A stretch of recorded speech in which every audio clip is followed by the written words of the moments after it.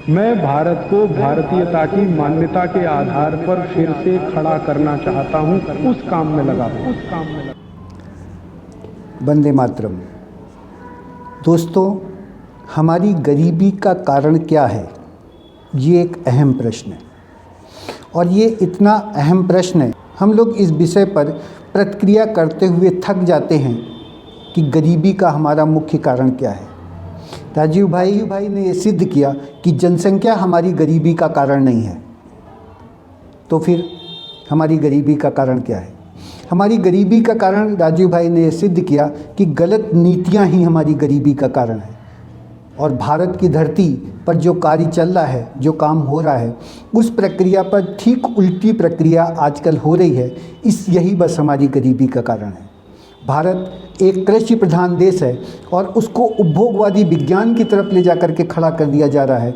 यही हमारी गरीबी का कारण है। दोस्तों, इस कोरोना काल में जो किसी को वैक्सीन लगाई गई, उसके जो रिजल्ट्स हैं, जो परिणाम हैं, वो तब से ही दिखाई देना प्रारंभ हो गए थे, लेकिन कोई मानने को तैयार नहीं है। इस विषय को लेकर के जब हम लोग वकील साहिल गोयल से मिले, मुलाकात करी, और जो प्रक्रिया उस समय उन्होंने बताई थी, उस प्रक्रिया को बहुत सारे लोगों ने इग्नोर किया। वो चाहते हैं कि न्यू वर्ल्ड ऑर्डर आए और न्यू वर्ल्ड ऑर्डर के लिए इनको टीके ठोकने पड़ेंगे सबको। और जो टीकों की आप कह रहे हैं हम लोगों के लिए लड़ रहे हैं, तो मैं सिर्फ उनके लिए नहीं लड़ रहा हूँ, मैं अपने लिए भी लड़ रहा हूँ। ये राष्ट्र मेरा भी है। यही बात अगर हर एक आदमी करने लग जाए, हर बच्चा जो लोग हैं, हर घर के अंदर से एक व्यक्ति भी अगर ये करने लग जाए कि वो ये समझे कि ये लड़ाई मेरी खुद की है, मैं किसी के ऊपर एहसान नहीं कर रहा हूँ, मैं खुद के लिए भी कर रहा हूँ। ये राष्ट्र टूटेगा, लोग गुलाम बनेंगे, तो भैया मेरे को भी दिक्कत होगी उसके अंदर। राष्ट्र तो मेरा है, ये हमारे पुरखों की ज़िंदगी लगी हुई इन सब चीज़ों को करने के अंदर। तो ये अगर लोगों को नहीं पता इन बातों के लिए, तो सबसे पहले तो हम उनको जागरूक कर रहे हैं, उन तक ये बातें पहुंचा रहे हैं, जिसमें हमको आप जैसे सच्चे लोगों का समर्थन मिल रहा है, जो यहाँ पे आके सच्चाई दिखाने की हिम्मत रखते हैं। बाकी जो बड़े बड़े जो रिपोर्टर्स हैं, वो रिपोर्टर्स ये करने की हिम्मत नहीं रखते इन चीज़ों के लिए। उनको पता है कि जैसे ही हम ये चीज़ दिखाएंगे, उनकी एडिटिंग करके काट दी जाएगी सारी बातें। तो ये चीज़ें आप दिखा रहे हैं, बहुत बड़ी बात है। लोगों को हम जागरूक कर रहे हैं, उनके कानूनी जो अधिकार है वो बता रहे हैं।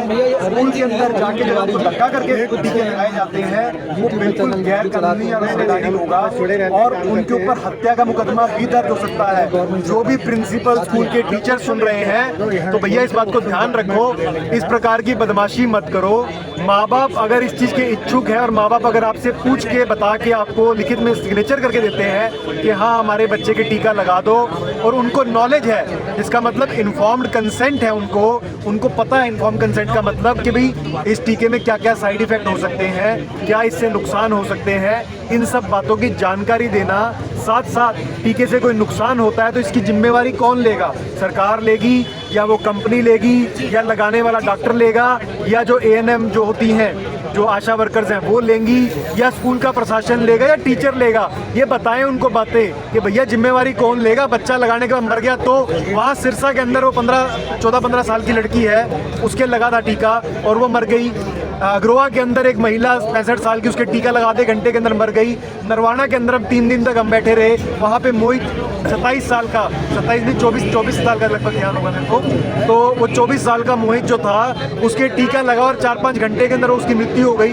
और सरकार के तंत्र जो है, उनको इतना प्रेशर आ रहा है इन ऑफिसर्स को। वकील साहिल गोयल ने जो हम लोगों से बताया था, जो कानूनी प्रक्रिया बताई थी, जो सामाजिक प्रक्रियाएं बताई थी, उसको डिस्क्रिप्शन में लिंक दिया हुआ है, उसको आप जाकर के उसको देख सकते हो। इसके अलावा भी बहुत सारी प्रक्रियाएं ऐसी हैं जिस पर आप लोगों को स्वयं खुद समझना होगा। और वो प्रक्रिया मैं जब वैदिक गणित के आधार पे कह रहा हूँ, किसी भी डॉक्टर के साथ मिल कर के बात कर रहा हूँ, तो आप समझो कि उस प्रक्रिया को पूरा करें, क्या समझें। और जो न्यू वर्ल्ड ऑर्डर के तहत पर प्रक्रियाएँ होती चली जा रही हैं, उसमें बेरोज़गारी हमारे यहाँ फैली हुई है, उस प्रक्रिया पर भी आप लोगों को स्वयं समझना होगा।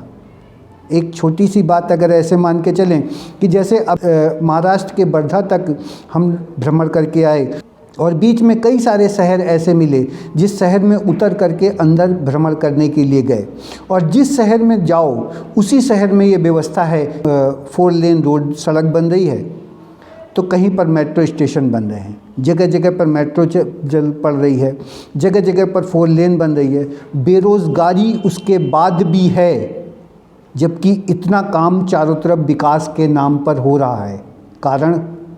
कारण है क्योंकि जहाँ भी लगी हुई हैं वहाँ बड़ी बड़ी मशीनें लगाई गई हैं, और वहाँ पर लेबर काम नहीं कर रही है, जबकि बड़ी बड़ी मशीनें कार्य कर रही हैं।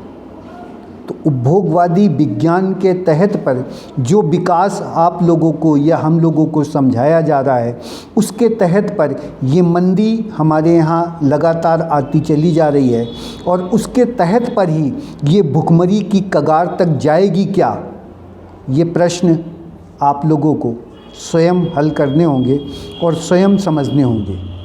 भारत को भारतीयता का आधार पे यदि खड़ा करना है तो सबसे पहले हमको भारतीयता का आधार समझना होगा। भारत एक कृषि प्रधान देश है। जगह जगह पर सबके हाथ में मोबाइल दे देने से और जगह जगह पर सबके हाथ में लैपटॉप और कंप्यूटर दे देने से भारत का विकास कभी नहीं होगा।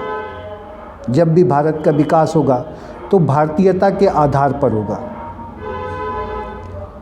और वो भारतीयता का आधार भारत की कृषि होगी। ये कोई ऐसा नहीं है कि कृषि प्रधान देश में स्वदेशी का आंदोलन राजीव भाई ने प्रारंभ किया, ऐसा भी नहीं है कि इसको महात्मा गांधी ने प्रारंभ किया, ऐसा भी नहीं है कि इसको स्वामी दयानंद सरस्वती ने प्रारंभ किया। उनसे भी पहले अगर हम इतिहास उठा करके देखें तो भगवान कृष्ण के भाई बलराम पूरे जीवन अपने कंधे पर हल रख करके घूमते रहे, तो आज के नेताओं की तरीके फ़ोटो खिंचवाते नहीं घूम रहे थे। वो कृषि प्रधान देश थे और उसी कृषि कराते घूम रहे थे। भगवान कृष्ण से ज़्यादा कार्य इस स्वदेशी के लिए बलराम ने किया। भगवान राम के 14 साल के वनवास में लक्ष्मण ने गांव-गांव जाकर के लोगों को कृषि करना सिखाया है। भगवान राम ने भी हल चलाना सिखाया, और इसके सारे सबूत श्री राम सांस्कृतिक सोच संस्थान की तरफ से हमारे पास हैं। जो 290 स्थलों की बात हम लोग कर रहे हैं, उसके तहत पर यह भी समीकरण है कि लक्ष्मण ने, भगवान राम ने लोगों से खेती करवाई है। तो कृषि प्रधान देश है, और कृषि प्रधान देश में किसान को यदि विदेशी कंपनियां आकर के खाद बेचेंगी तो आप सोचो कि आपके साथ क्या होने जा रहा है, और कितना ज्ञान आपके पास बचा है जो ये प्रक्रियाएं होने जा रही हैं। पहले ही कह चुका कि उत्तरायण काल के चैत्र के मास में मेष संक्रांति पड़ती है और उच्च का सूर्य होता है। उसके बाद कोई कीटाणु आपके यहाँ जीवित रह जाता है, तो आप अपनी आयुर्वेद से देखो कि वो कौन सा कीटाणु होगा जो जीवित रहता है। आपको पता चल जाएगा कि चैत्र के मास में कौन सा वायरस आपके यहाँ आ सकता है। तो सोचो, समझो और करो। तो सभी को आभार है, सभी को धन्यवाद।